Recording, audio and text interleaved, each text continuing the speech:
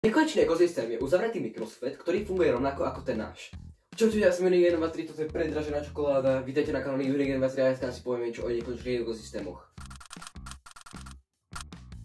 Nekonečný ekosystém sa spolieha na kolobeh vody a živín, podobný tomu, ako funguje v našom svete. Vlhkosť vzduchu kondenzuje na stenách nádoby. Čo to znamená? Každý večer sa v ekosystémoch vytvorí hmla, ktorá vlastne slúži ako dážď, tým pádom je to vlastne búrka. Týmto spôsobom sú napájané rastliny. Rastliny vo vnútri nádoby produkujú kyslík prostredníctvom fotosyntézy, čo umožňuje prežitie drobných živočíchov, ak sú pridaní. Tieto organizmy vylučujú oxid uhličitý, ktorý rastliny opäť potrebujú. Tieto tu ekosystémy sú zvyčajne úplne sebestačné a nepotrebujú žiadnu starostlivosť. Pri správnej rovnováhe môžu vydržať roky, niektoré aj desiatky rokov.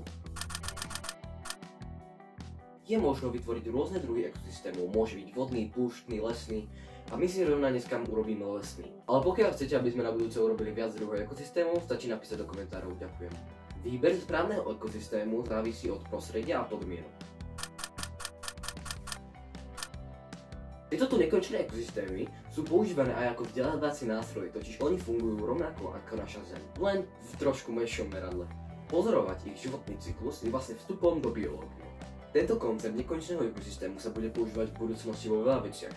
Nedávno bol napríklad projekt, kde zavreli 10 ľudí do nejakej nádoby a tam sa pokúšali prežiť. Bohužiaľ projekt neúspel kvôli nedostatku kyslíku. V tomto videu vám ukážem, ako si vyrobiť ekosystém a budeme ho ďalších 7 dní sledovať, čo sa v ňom stane. Budeme sledovať jeho priebeh a budem ho vlastne vlogovať. Takže ja myslím, že nemusíme zdržovať a ideme rovno na to. Prvé čo, tak si musíme samozrejme kúpiť nádobu.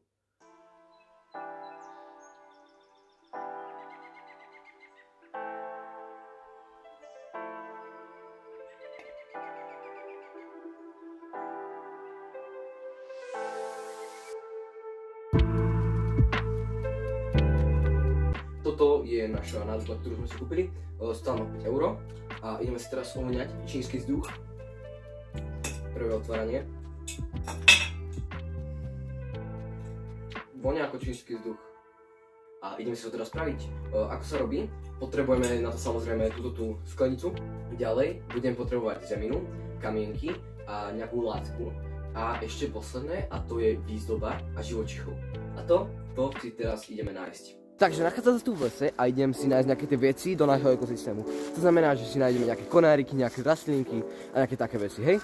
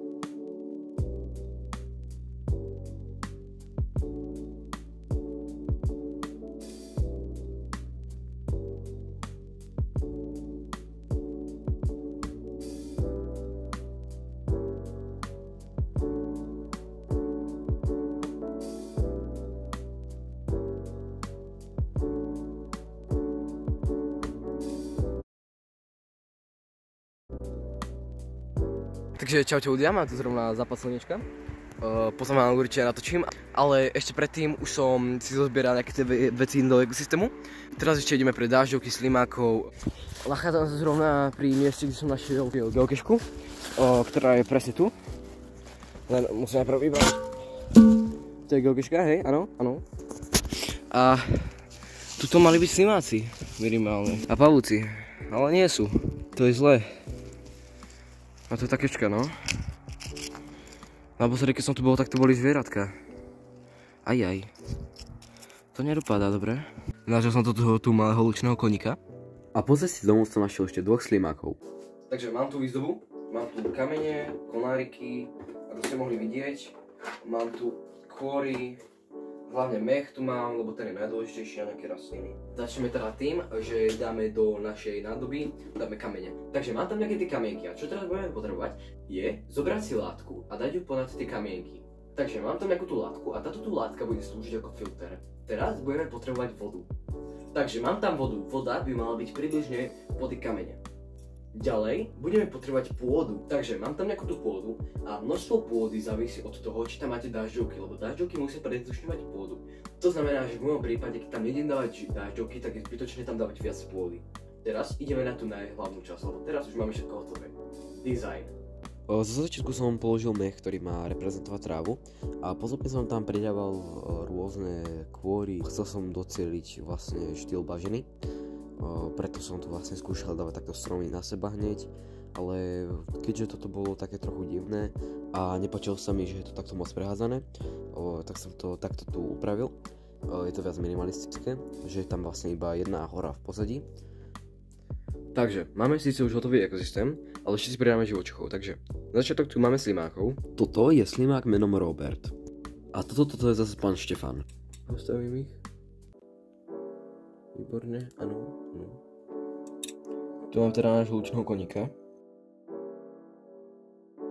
Takže v našom ekosystéme sú úspešne všetky 3 stvorenia. Prvý slimák už postupne vylíza.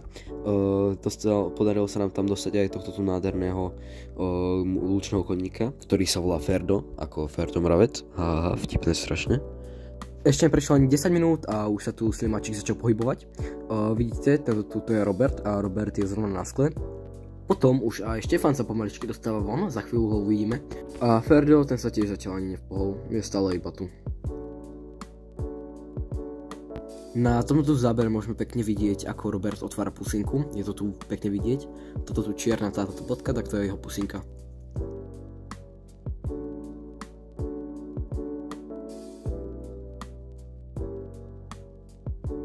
Tuto vidíme detailný pohľad na Roba.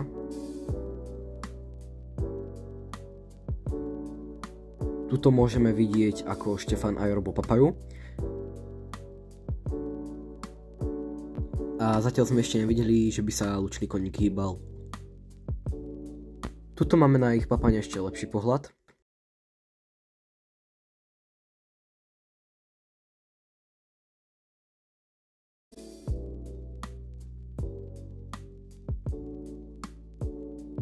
Po nejakej tej cca hoďke som zistil, kde je ich obľúbené miesto, je to tuto pod kmeňom, kde radi spia. Máme tu noc, čo znamená, že tu máme prvú hmlu. Teraz sice nevidíme cez sklo, ale vidíme aspoň na nich, sú tu teda tuto.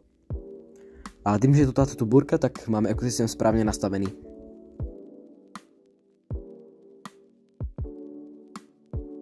Pred chvíľou som zachytil prvé pohyby nášho lučného koníka. Znamená to, že Ferdo už sa nebojí? Hneď potom som ale prišiel Františka, ako ide spať. A to je prvý záber, kde vidíme Ferda chodiť.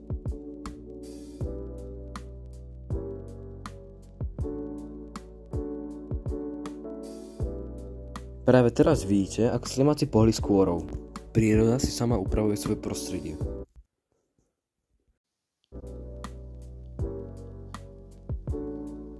Ale jedno ráno, keď som sa prebudil, tak som na stenách nádoby našiel tohto tu malého obyvateľa, ktorého som tam nepridal, takže sa to musel nejak dostať. Takže my ho začleníme do svojej rodiny a pomenujeme ho Bernard.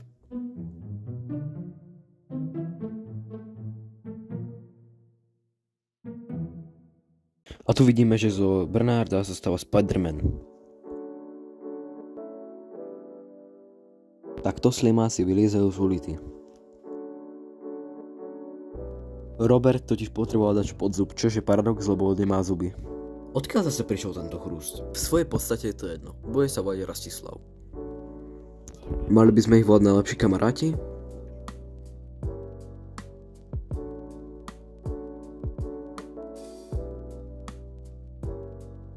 Momentálne sa pozeráte na Bernarda, ktorý ide na záchod. Vypadá to, že Rastislav by tiež potreboval. Ale myslím, že Robert tam dojde ako posledný.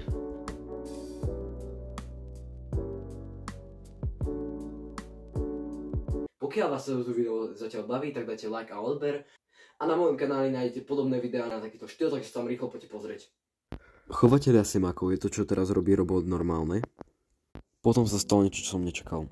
Luční koníci vlastne vliekajú kožu tak, že idú z hora dole hlavou.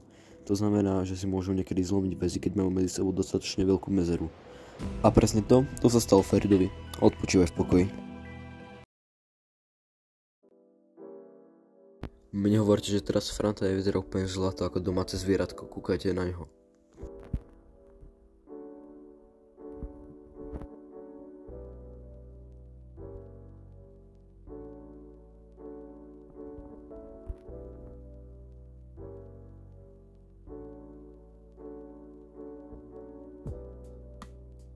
Proste aha.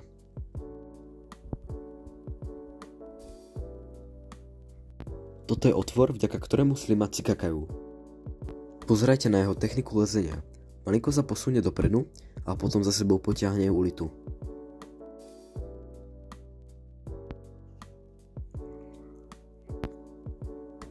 Stop, nezabudnite všetci pitný režim, ideme sa teraz pekne všetci napiť. Zoberieme si pekne čajček alebo vodičku, podľa toho, čo máte po ruke.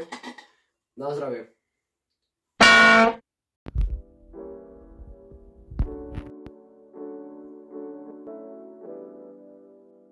Na tomto záber sa snaží uletieť.